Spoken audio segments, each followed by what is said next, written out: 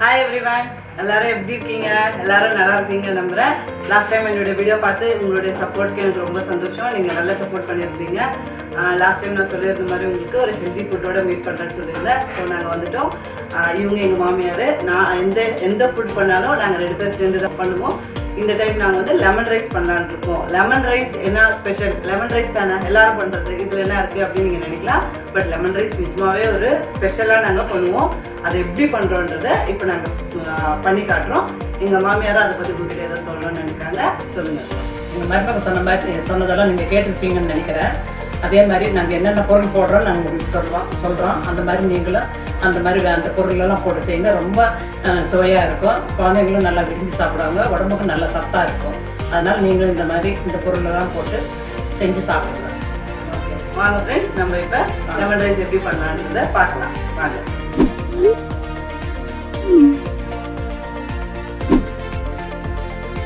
Ingredients என்னென்னு பார்த்துடலாம் friends. நம்ம கடுகு, உளுந்து, சீரகம், கடலைப்பருப்பு, இஞ்சி, பச்சை மிளகா காரத்துக்கேற்ப,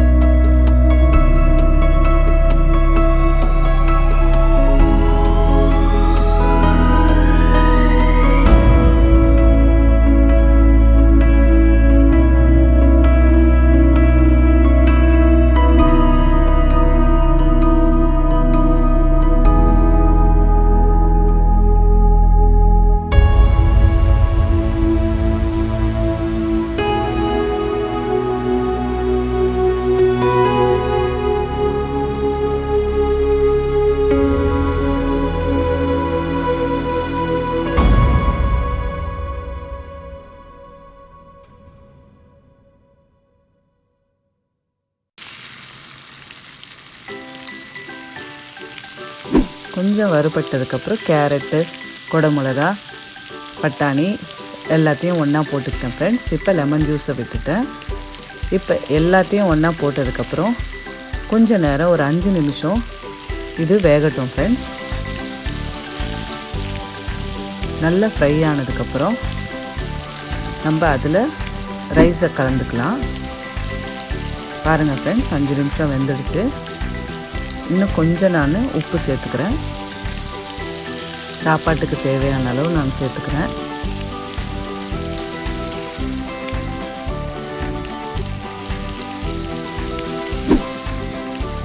ஃப்ரெண்ட்ஸ், ரைஸ் ரெடி பண்ணி எடுத்து வச்சுருக்கேன் நான் அரிசி. ஸோ இப்போ நம்ம அதை சாப்பாட்டில் சேர்த்துக்கலாம்.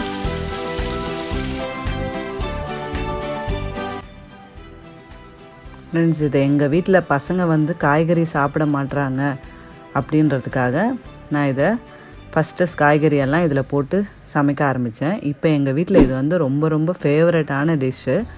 இந்த லெமன் ரைஸ் செய்யும் போது கொஞ்சம் கூட மிச்சம் இருக்காது. எனக்கே கூட கிடைக்காது இந்த லெமன் ரைஸு. அவ்வளோ சத்துள்ள